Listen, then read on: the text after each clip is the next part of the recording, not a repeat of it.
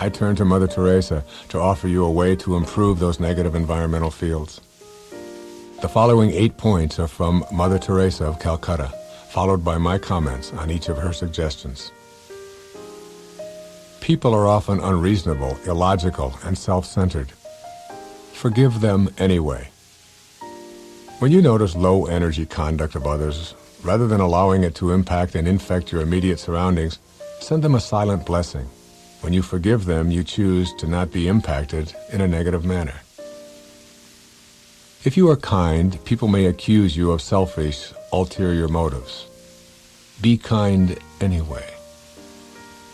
Your field of energy is protected from contamination by kindness.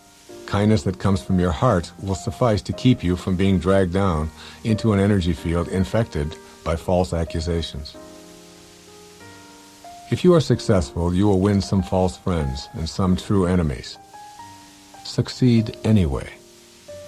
The world is filled with people who are looking for occasions to be offended. Your success at anything is enough to trigger such a reaction in others. Keep your energy field pristine by focusing on what you know to be your divine purpose, and by doing so, the universe will support and sustain you with what is labeled success. If you are honest and frank, people may cheat you. Be honest and frank anyway. Your energy field will remain uncontaminated as long as you know that you are being honest and frank. This may attract others at the lower energies of dishonesty and cheating to try to take advantage of you.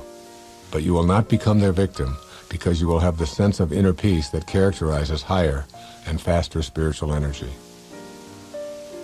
What you spend years building, someone may destroy overnight. Build anyway. When you eat a banana, the goal is not to finish it, but to enjoy each bite while nourishing yourself. Everything in the material world that is built will ultimately be destroyed. Build not in fear of having it destroyed, but because you are giving expression to the infinite spirit within. If you find serenity and happiness, they may be jealous.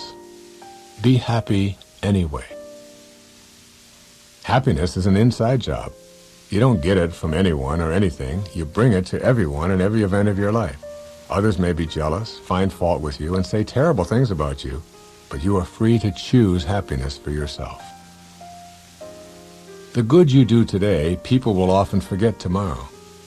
Do good anyway. Like being happy, doing good is something that you do as an expression of your invisible spiritual essence. Stop looking for the approval and gratitude of others as your reason to do good.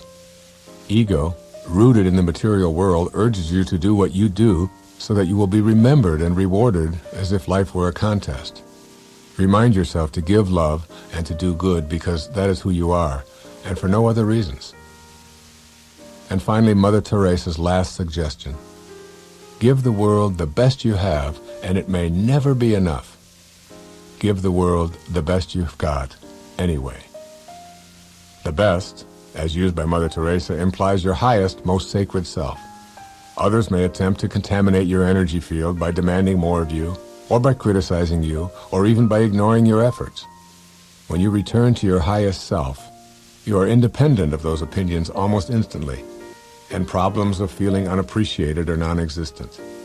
Give the world your spirit and detach from the outcome of your efforts, and your energy field becomes less and less contaminated. Your intellect might protest and attempt to convince you that minefields and silent communication of energy are nonsense. But once you see this at work, you'll know. I've seen it work over and over in my own life. When I'm able to consciously project love, understanding, and compassion to those in my immediate life space, I feel the shift in energy. My wife, Marceline, is a master at this. Marceline has delivered 7 babies without any drugs, each time creating the kind of energy I describe here.